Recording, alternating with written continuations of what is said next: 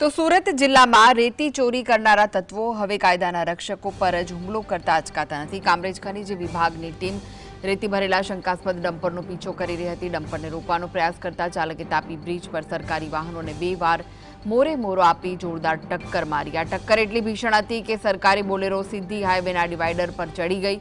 જીવલેણ હુમલામાં અધિકારીઓનો આબાદ બચાવ થયો, પરંતુ ડમ્પર ચાલક વાહન લઈને ફરાર થઈ ગયો છે। રોયલ્ટી ને ચેક કરતા હોય છે ત્યારે એક ડમ્પર આવ્યું હતું જે રોયલ્ટી માટે ઊભું ચેક કરાવવા માટે ઊભું નહોતું રહ્યું। ત્યારે અમે એ ગાડીનો પીછો કરતા હતા। પીછો કરતા ડમ્પરવાળાએ તાપીના બ્રિજ ઉપર પાછળથી ઠોકી હતી સરકારી ગાડીને।